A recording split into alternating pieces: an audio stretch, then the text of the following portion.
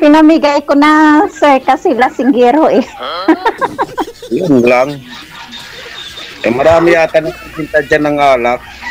May tumanggap naman, ma'am, kasi lasinggero. Hindi na ubos. May tumanggap naman, ma'am, nung pinamigay mo.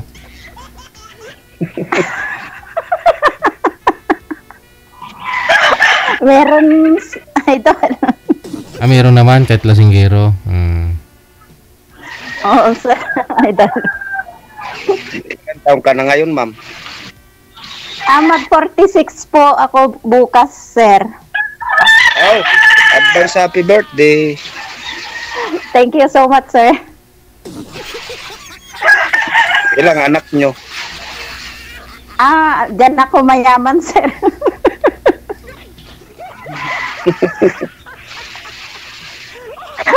Oo, to be honest, diyan ako mayaman, anak. Sana all. Masipag pala ang asawa mo. Masipag pala ang asawa mo. Overtime. Ay, masipag na talaga, sir, pagka hindi mo siya pagbigyan, paglasing. Diyan ang dulo away ninyo kahit ayaw mo dahil alam mo yan. Kaya mahirap mo yung asawa lasinggero. Hindi natatapos.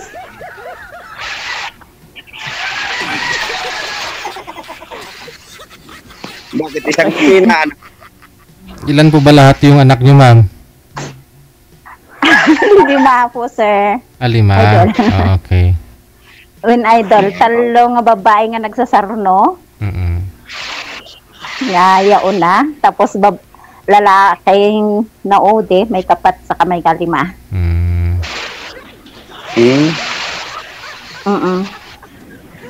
So, ajay anak ko nga yauna, 22 na ngayon. Sa akin 5 din, pero wala sa akin. Ay, bakit? Sa kanya, hindi pinadala sa akin. Yun lang. Kasi kasama sila sa sa purpose. Naghihiraman naman po kami. Ako naman yung nagpapaaral sa lahat ng anak ko.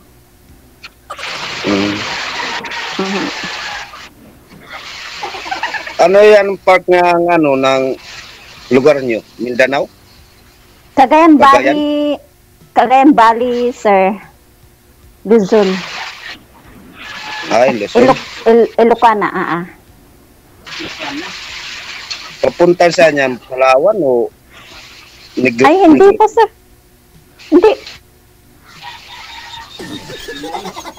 Hindi ko alam yung Cagayan. Luzon, sir. Luzon daw po, Luzon. Ay, dumadaan dito ng Pintrangco, papunta ng Cagayan, dumadaan ng Davao. Cagayan de Oro po yun. Cagayan de Oro po yan, sir. Kaya pala. Bisaya, di ba? Tuktok na ng Pilipinas si ma'am, sir. Dulon-dulon ti Pilipinas ay. Dulon-dulong Pilipinas yung bansa namin. Bansa. Dulo. Bakit naman po kayo naghiwalay, sir? Ganon din sa mo. Kinuha ng kumpare. Ayun lang. Baka naman sinasaktan mo siya kaya na. Hindi ako marunong manakot. Kahit kurot yan, nung nag-umpisa kami magsama, hindi ko yan nakurot. Ay, sana all.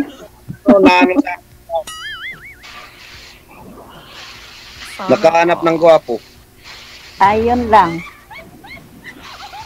Pero hindi pa niya alam siguro ang ugali ng lalaki, baka doon na siya mabugbog. Pag malalasig.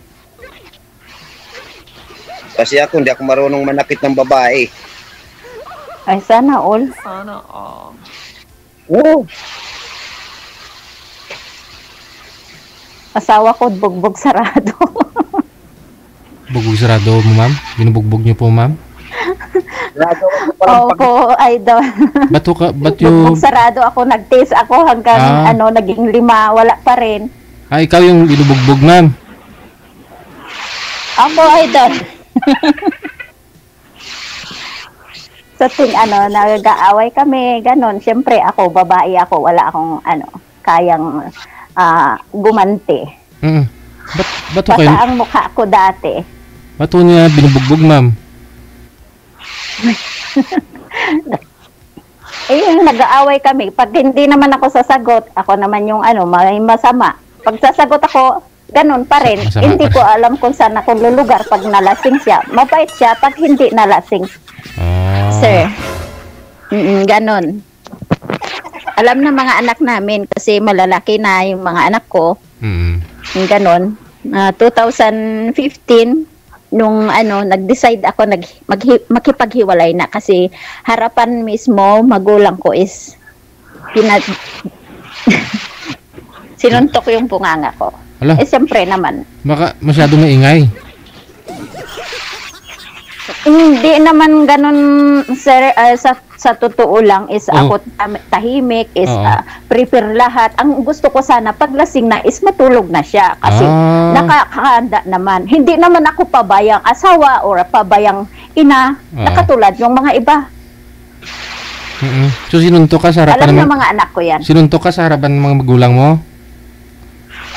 Opo, idol. Kasi sabi niya, ako daw nagsisinungaling. Sabi ko, kahit magtanong kasi magkalayo kami dati noon. Nasa Baggao kami dati. Ang mother ko nasa Lalo. Ngayon, nung iniwalayan ko siya nung 2010, nagpunta ako sa magulang ko sa Lalo. Kaya doon na kami Tapos gusto niya magbalikan kami maayos nang dahil lang sa mga bata, nakipagbalikan ako. 2010 noon. Buwan lang ang naghiwalayan kami. Tapos yun na, nagsama kami noon. Ganun na naman nangyari. 2012 nakaroon kami ng anak, mga ilan buwan ng anak ko, sinuntok niya ako. Sinabi ko, lahat-lahat nang hinanakit ng kalooban kong ginagawa niya. Sabi niya, sinungaling ka, hindi kita sinasaktan, sabi niya. Sabi ko naman sa magulang ko, kahit magtanong kayo sa kapitbahay, sabi ko. Kung gusto mo, ngayon, papatunayan ko, sabi niya, sabay ganon. Sabay suntok. Ganon. Katulad pala yan ni Pacquiao. Sa awa mo. Buti pa nga si Pacquiao, kumikita, sir. Kaso ikaw ang binubugbog, hindi yung kalaban. Yun na nga Maghanap pa siya ng partner kung bitawan nyo maghanap pang bumbog lang. Bitawan nyo lang po yung mic, ma'am. Ay, masyadong baba. Isabit po sa tainga para lumapit sa bibig. Okay. Okay na, sir? Okay na po. Malalaki na mga anak mo. Malalaki na, sir. Yung panganay ko, 22 years old na. Magtatapos ngayon sa susunod na buwan ng college. Sa kanyang kurso, oo. Tapos, yung pangalawa naman ay second year college. Baka sakaling mapag-aral ko sin lahat.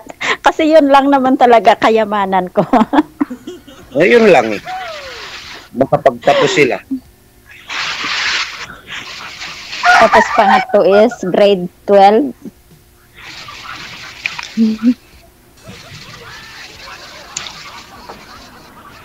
Kayo po, sir, ilan taon na mga anak nyo?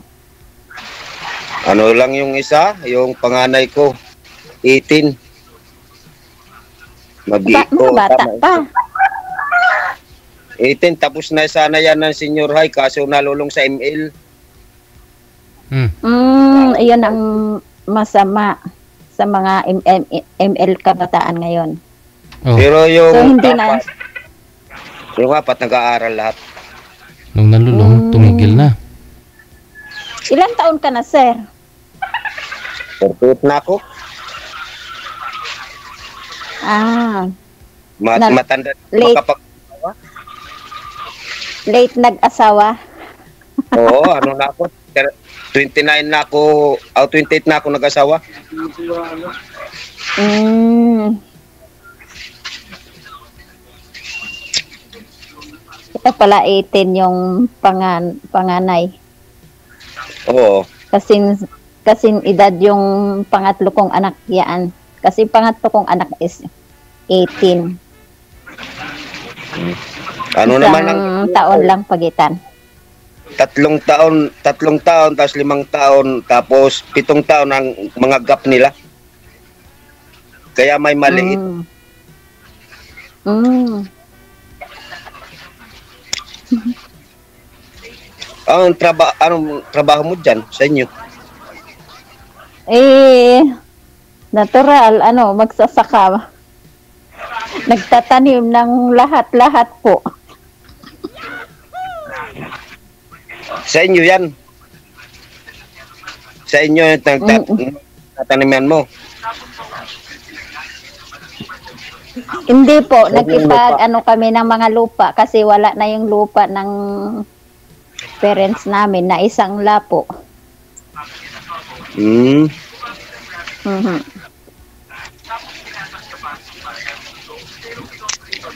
Sa akin naman, bininta ko mga lupa ko. Nag-iisa man lang akong anak. Walang kapatid. Bakit nyo naman bininta po? Paano yung mga anak nyo? Saan sila maghanap buhay kung sakaling?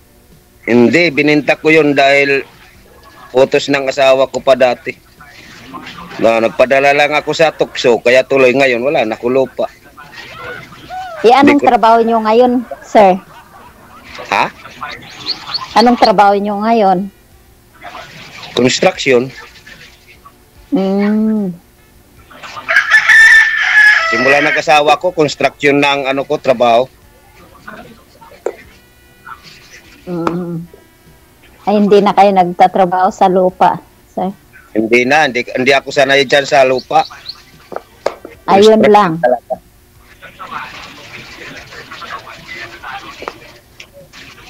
Ang lupa masakit sa likod. Ay, opo, masakit talaga sa likod maghapon, sa init. Dito, Tapos pag minalas, makakapahinga ka naman. sa gabi.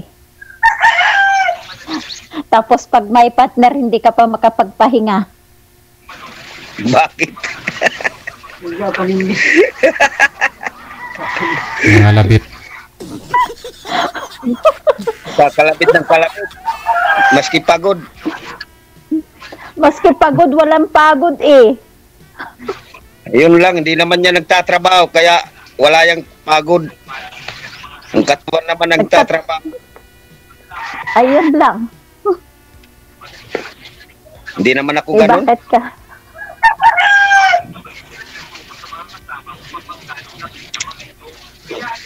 Kaya lahat na nga naani eh. Kaya dumami ang anak mo dahil sa paglalasing ng asawa. Laging naglalasing araw-araw pagkatapos ng trabaho. Inom. Dapat tinago mo yung alak. Hindi naman pwede po kasi dyan na naman mag-away kayo po. Yun lang, yung yata nagano sa katawan niya, yung alak. Talagang sakit. Hindi na matanggal bisyo na alak. Ano po ba yung trabaho niya, ma'am? Sa magsasaka po, sir. Tatanim ng lahat-lahat. Mais, palay, mga gulay, tapos bata, nag-ani ng bata pa. Nagtatanim ng bata. Pag palay ng tanim mo, palay din na aanin mo. Pag ano? Paano paano yung bata na pag inani mo yung bata, paano yung tinatanim doon, ma'am? Fresh na ano, talong, sir. Ah, ganun. Ganun pala yun. Yung fresh na talong. Opo, sir. Sariwan talong, kaya nag-ani ako ng bata.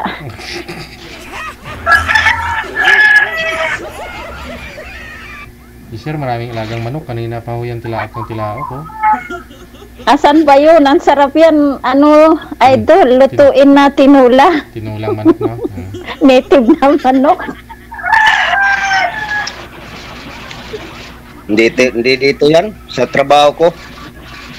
Ah, masarap yan. Ano, tinula, native. Ano, lagyan mo ng dahon ng ampalaya. Excuse me. Marami naman ako dito. Marami ako doon sa baraks mga manok ko. Hindi naman ako sumasabong. Katay lang ng katay. Kami wala na kaming manok kasi ano, Ubus ng kapitbahay. nanakawin eh. Sa akin, binibinta ko lang kung sino gustong bumili. Sana all. Maraming manok. Pansabong yan. Kaya pala ang sakit sa tenga ko kasi ano, yung mga manok tutok sa ano, Pag magpakasal ang kayong sakit dalawa, sa tenga. kakatayin nyo naman pag magpakasal na kayong dalawa. Ay, May kasal yata ito si Ma'am DJ. Ayun lang. Kasal kayo? ay opo sir, kasal kami. Hmm. Mhm.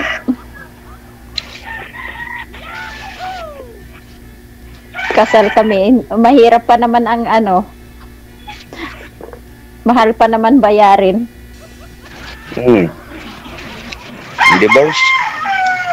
Apo, mahal tapos ano, matagal pa ang proseso. Wala eh.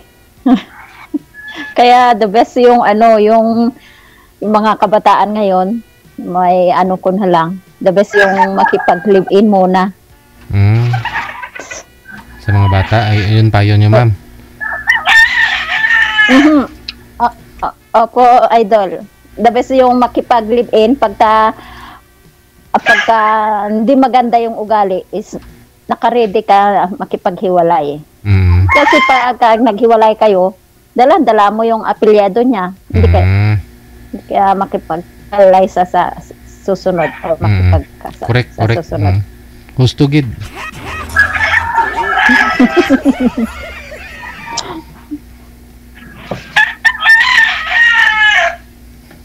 Katulad ko, nakatali. Katali sa mga anak mo.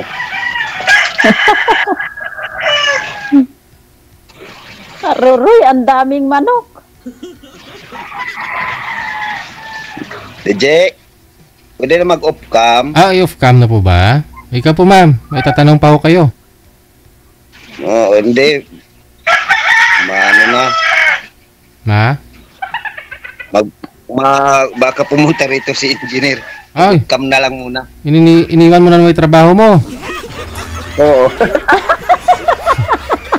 Lagot. Sige, connected naman na kayo. Maraming salamat.